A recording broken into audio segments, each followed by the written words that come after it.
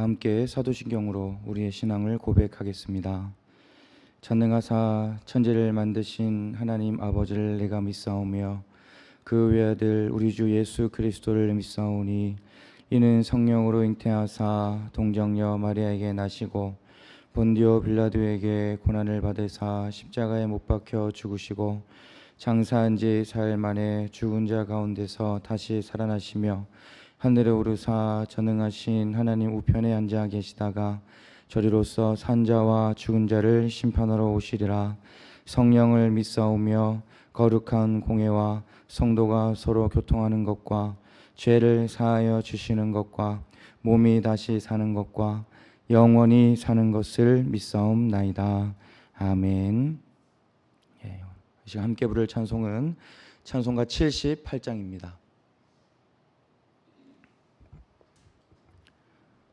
찬송가 78장.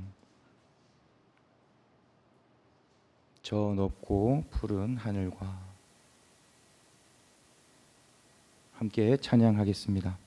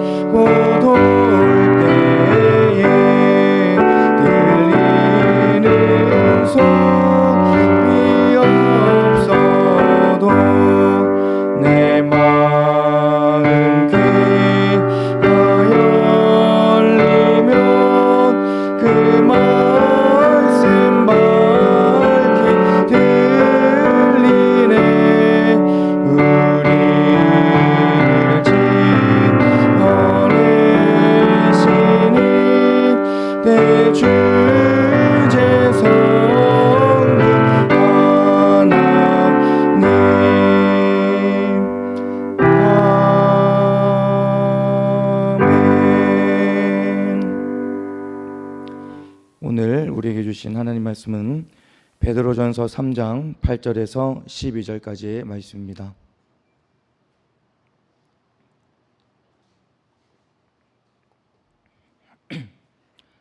베드로전서 3장 8절에서 12절까지 말씀 다 함께 한 목소리로 읽겠습니다.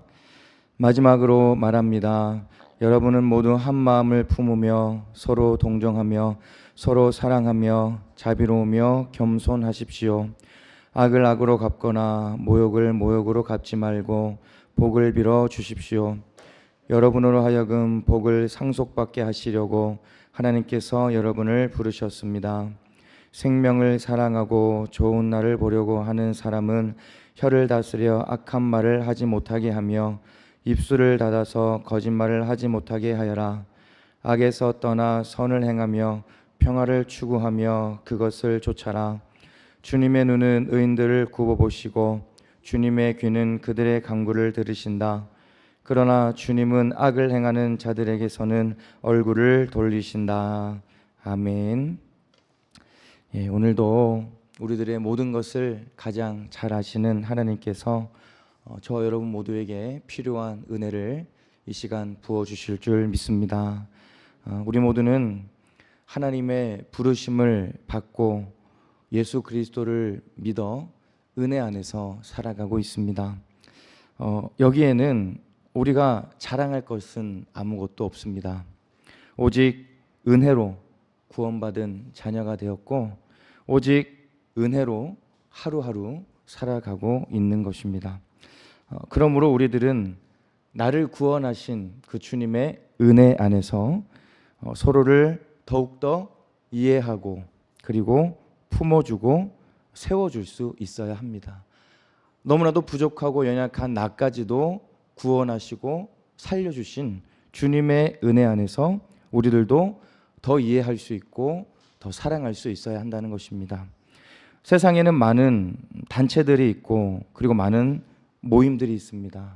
하지만 세상의 모임들과 우리 교회 공동체와는 다른 점, 차이점이 있습니다. 그 차이점은 바로 우리 교회 공동체는 예수 그리스도의 십자가 위에 세워졌다는 것입니다. 우리가 믿는 분이 같을 뿐만 아니라 우리의 믿음의 고백이 같다는 것입니다. 그러므로 우리들은 예수 그리스도 안에서 같은 믿음의 고백을 통해서 한 마음이 될 수 있어야 하는 것입니다. 전도서 4장 12절을 보면 이런 말씀이 있습니다. 혼자 싸우면 지지만 둘이 힘을 합치면 적에게 맞설 수 있다. 세 겹줄은 쉽게 끊어지지 않는다라고 말씀하고 있습니다. 여러분, 그러니까 우리 한 사람 한 사람은 믿음의 영적 전쟁의 동역자들이라는 것이죠. 혼자서 이 믿음의 길을 가는 것이 아니라 믿음의 길에 함께 할 수 있는 동역자들이 내 주변에 있다라고 하는 사실입니다. 그러니까 믿음이 흔들릴 때면 누군가가 그 흔들리는 믿음을 바로 잡아주고, 그리고 때로는 힘들고 어려울 때면 누군가가 힘을 주고 용기를 주고 또 그를 위해서 기도해 줄 수 있어야 한다는 것입니다. 그러니까 이렇게 우리들은 서로를 돌아볼 수 있어야 하고 그리고 함께 믿음의 길을 완주할 수 있어야 한다는 것입니다. 혼자서 이 믿음의 길을 가는 것이 힘들고 어려울 수 있지만 함께 갈 때 우리는 이 믿음의 길을 끝까지 완주할 수 있다는 것입니다. 하나님께서는 우리들에게 이 만남의 축복을 주셨습니다. 우리들의 이 만남은 우연한 것이 아니라 하나님의 부르심이고 그리고 하나님의 인도하심입니다. 수없이 많은 만남 속에 같은 교회를 섬기는 이 자리에 우리들을 부르신 것은 우리가 서로 힘이 되어 같이 믿음의 길을 걸어가야 한다는 그런 하나님의 뜻과 하나님의 부르심인지도 모르겠습니다. 고린도전서 12장 27절을 보면 여러분은 그리스도의 몸이요 따로따로는 지체들입니다 라고 말하고 있습니다. 여러분, 중요한 단어가 나오지요. 우리는 바로 그리스도의 몸이라는 것입니다. 그리스도의 몸이다. 우리 한 사람 한 사람이 그리스도의 몸을 이루고 있다는 것입니다. 우리들의 몸에는 많은 부분이 있습니다. 그런데 우리들의 몸 가운데 어느 한 곳도 중요하지 않은 곳은 없습니다. 크고 작은 그런 부분들이 모여서 소중한 하나의 몸이 되는 것이죠. 마찬가지입니다. 우리가 교회에서 하는 역할도 다르고 우리가 가지고 있는 재능도 다릅니다. 하지만 어느 누구도 중요하지 않는 사람이 없다라고 하는 것입니다. 우리 한 사람 한 사람이 그리스도의 몸을 이루는 가장 중요한 부분이기 때문입니다. 우리가 그리스도의 몸이라는 이 믿음의 고백을 통해 우리들은 다른 형제 자매들을 더 소중하게 여길 수 있고, 그리고 더 사랑하고 더 섬길 수가 있는 것입니다. 그래서 우리 모두가 우리 한 사람 한 사람이 그리스도의 몸을 이루고 있다는 것을 늘 기억하고 또 고백하며 살아갈 수 있기를 바랍니다. 오늘 우리가 함께 읽은 이 본문인 베드로전서는 사도 베드로가 로마 제국에서부터 시작된 이 박해로부터 고난 중에 있는 성도들을 위로하고, 그리고 그 믿음의 승리를 이루게 할 목적으로 기록한 그런 성경입니다. 구원과 성결, 그리고 성도의 의무와 또 성도의 고난에 대해서 이야기하고 있고, 구원에 대한 확신과 그리스도인의 자세에 대해서 말하고 있습니다. 오늘 함께 읽은 이 본문은 그리스도인의 자세에 대한 그런 이야기입니다. 본문 8절을 보시면 이렇게 기록되어 있습니다. 마지막으로 말합니다. 여러분은 모두 한 마음을 품으며 서로 동정하며 서로 사랑하며 자비로우며 겸손하십시오 라고 기록되어 있지요. 한 마음을 품으라고 권면하고 있습니다. 한 마음을 품으라. 그 한 마음의 증거로 나타나는 것은 동정과 사랑과 자비와 겸손이라는 것입니다. 여러분, 당시에는 교회를 향한 로마 제국의 그런 핍박이, 그리고 박해가 심한 그런 상황이었습니다. 박해와 핍박 중에 그리스도인들만큼은 서로 하나가 되어야 한다는 것을 말하고 있는 것입니다. 그러니까 믿음 안에서 하나가 되어 어떤 박해와 어떤 핍박이 와도 서로 힘이 되고 서로 용기를 줄 수 있어야 하고, 그리고 더 나아가서 선한 일을 끝까지 감당할 수 있어야 한다는 것을 지금 사도 베드로는 권면을 하고 있는 것입니다. 여러분, 우리 모두도 한 마음을 품을 수 있어야 됩니다. 여러 가지 유혹과 시기와 미움의 마음들이 우리 안에 생길 수도 있지만, 중요한 것은 제가 아까도 말씀드렸지만 우리 모두는 그리스도의 몸을 이루고 있다는 사실입니다. 우리 한 사람 한 사람이 그리스도의 몸을 이루고 있다는 것이죠. 우리가 한 마음을 품지 못하게 하는 일들을 만날 수 있지만 예수 그리스도의 마음을 품고 그 모든 마음을 이기고 한 몸을 이룰 수 있어야 한다는 것입니다. 여러분, 우리가 한 마음을 품는다는 것은 결코 쉬운 일이 아닙니다. 왜냐하면 우리들은 다 다르기 때문입니다. 성격과 성향이 다르고 우리들의 가치관도 다 다릅니다.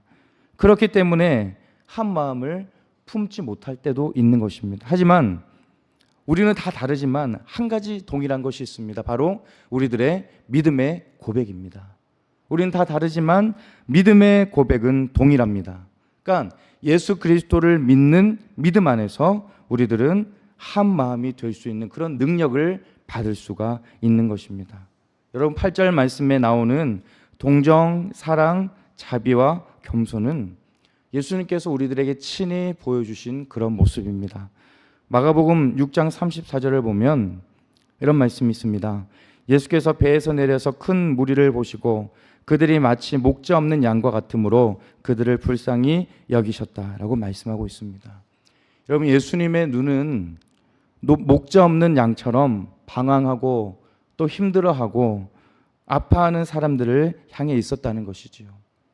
그들을 그냥 목자 없는 양과 같은 처지에 내버려 두신 것이 아니라 그들을 불쌍히 여기셨고 그들을 안아주셨고 그들을 구원해 주셨다는 것입니다. 우리들도 마찬가지입니다. 우리들도 예수님 없이는 목자 없는 양과 같은 그런 인생을 살아갈 수밖에 없는 존재들입니다.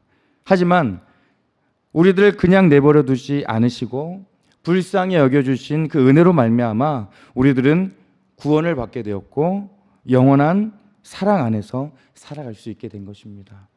우리 모두가 이런 예수님의 마음을 품으며 살아갈 수 있어야 합니다. 동정과 사랑과 자비와 겸손을 통해 우리가 한 마음을 이룰 수 있어야 한다는 것입니다. 우리들은 그리스도의 몸입니다. 그렇다면 그리스도의 모습을 닮아갈 수 있어야 됩니다. 한 번에 모든 것을 닮아갈 수는 없겠지만 계속해서 우리는 변화되고 또 새로워질 수 있어야 한다는 것입니다. 여러분, 우리 안에 새겨진 예수님의 마음을 늘 기억하시고 그 예수님의 마음을 통해 한 마음을 품고 그리고 그리스도 안에서 한 몸을 이루어가며 살아가는 여러분 모두가 될 수 있기를 바랍니다. 그 다음으로 9절 말씀을 보시면 이렇게 기록되어 있습니다. 악을 악으로 갚거나 모욕을 모욕으로 갚지 말고 복을 빌어 주십시오. 여러분을 하여금 복을 상속받게 하시려고 하나님께서 여러분을 부르셨습니다. 여러분, 뭘 하지 말아야 됩니까? 갚지 말아야 한다고 말하고 있죠. 악을 악으로 갚지 말고 그리고 모욕을 모욕으로 갚지 말아야 된다는 것입니다. 그러니까 내가 당한 만큼 아니 그 이상 되돌려 주려는 그 마음을 멈춰야 한다는 것입니다. 우리들은 어떠한 해를 입거나 모욕을 당하면 내가 그대로 갚아주고 그대로 돌려주고 싶다는 그런 생각이 들 때가 있습니다. 하지만 오늘 본문은 그 대신 그것을 그대로 갚아주는 대신 복을 빌어줄 수 있어야 한다고 말하고 있습니다. 나쁜 것을 그대로 나쁜 것으로 갚는 것이 아니라 나쁜 것을 도리어 좋고 선한 것으로 바꾸어서 흘려보낼 수 있어야 한다는 것입니다. 저는 오늘 본문 이 구절을 특별히 묵상하면서 정화라는 단어가 생각이 났습니다. 정화는 더러운 것을 없애고 깨끗하게 한다는 의미입니다. 우리 인생 자체가 이런 정화의 역할을 감당할 수 있어야 한다는 것입니다. 때로는 원치 않는 오해를 받을 때도 있고 때로는 악한 일을 당할 때도 있고 때로는 우리가 모욕을 받을 때도 있습니다. 하지만 그 모든 것은 하나님께서 아시고 그리고 하나님께서 바로잡아 주실 것이라는 그 믿음을 우리가 가질 수 있어야 한다는 것이죠.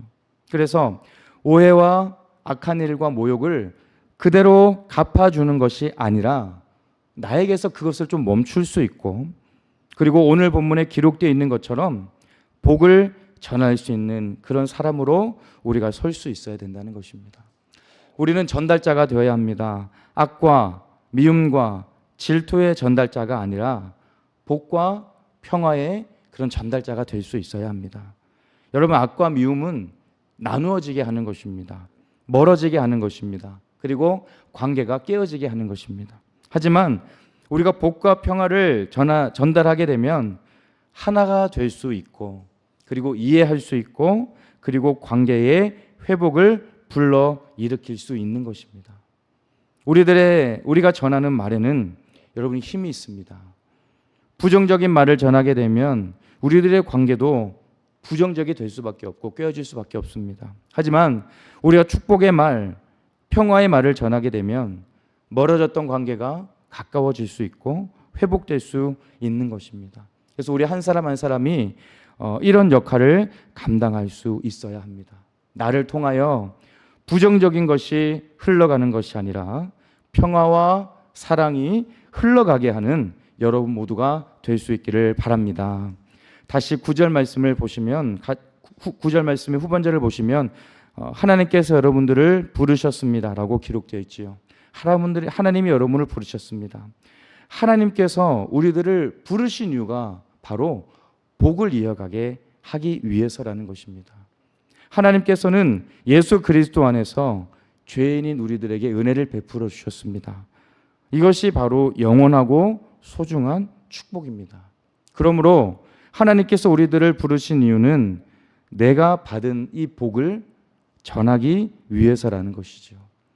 죄인이었던 내가 은혜로 구원을 받은 것을 기억하고 악을 악으로 갚지 말고 그리고 선으로 갚는 모습이 우리들에게 있어야 한다는 것입니다. 여러분, 내가 받은 하나님께로부터 받은 복을 나에게서 멈추게 하는 것이 아니라 그 복을 전하고 그리고 그 복을 흘려보내는 저와 여러분 모두가 될 수 있기를 바랍니다. 이제 말씀을 정리합니다. 사도 베드로는 박해와 핍박 중에 있는 그리스도인들에게 여러 가지 권면을 하고 있습니다. 외부의 박해를 대응하는데 중요한 것은 안으로 하나가 되어야 한다는 것입니다. 안으로 하나가 되어야 어떤 박해에도 흔들리지 않을 수 있고 끝까지 믿음을 잘 지킬 수 있다는 것을 사도 베드로는 이야기합니다. 그래서 권면하죠. 모두 한 마음을 품어야 한다. 어떤 박해와 어떤 핍박이 있어도 서로 동정하고 사랑하고 자비롭게 겸손하게 한 마음을 품어야 한다라고 권면하였습니다. 우리들도 이런 예수님의 마음을 품고 한 마음을 품으며 살아갈 수 있기를 바랍니다. 그래서 우리 한 사람 한 사람이 그리스도의 몸을 이루고 있는 가장 중요한 부분이라는 것을 기억하고 그 믿음의 고백을 통해 다른 형제 자매들을 더 소중히 여기고 더 사랑하고 더 섬기며 그리스도 안에서 한 몸을 이루어갈 수 있기를 바랍니다. 그리고 더 나아가서 악을 악으로 갚지 말고 모욕을 모욕으로 갚지 말고 복을 빌어주는 사람, 그리고 평화를 전하는 사람으로 살아가는 여러분 모두가 될 수 있기를 우리 주님의 이름으로 축복합니다. 기도하겠습니다. 사랑과 은혜가 충만하신 하나님 아버지, 감사합니다. 매일매일의 삶을 날마다 은혜와 사랑으로 지켜주시고 날마다 동행하여 주셔서 그 은혜 안에 강건하게 우리가 살아갈 수 있도록 인도하여 주시니 감사를 드립니다. 사도 베드로는 외부의 박해와 핍박 중에도 그 교회가 바로 설 수 있는 것은 서로 한 마음을 품을 때 바로 설 수 있고 깨어지지 않을 수 있다는 것을 이렇게 말했습니다. 하나님, 우리들도 예수 그리스도 안에서 한 마음을 품게 하여 주시고 그리스도의 몸을 이루며 살아갈 수 있도록 인도하여 주시옵소서. 악을 악으로 갚지 않게 하시고 모욕을 모욕으로 갚지 않게 하시고 복을 빌어주는 사람이 되게 하시고 평화를 전하는 사람으로 살아가는 우리 모두가 될 수 있도록 인도하여 주시옵소서. 오늘도 우리와 함께 하시고 은혜 주심에 감사드리며 사랑이 많으신 예수 그리스도 이름으로 간절히 기도드리옵나이다. 아멘. 하늘에 계신 우리 아버지여, 이름이 거룩히 여김을 받으시오며 나라의 임하옵시며 뜻이 하늘에서 이룬 것 같이 땅에서도 이루어지이다. 오늘날 우리에게 일용할 양식을 주옵시고 우리가 우리에게 죄 지은 자를 사하여 준 것 같이 우리 죄를 사하여 주옵시고 우리를 시험에 들게 하지 마옵시고 다만 악에서 구하옵소서. 대개 나라와 권세와 영광이 아버지께 영원히 있사옵나이다. 아멘.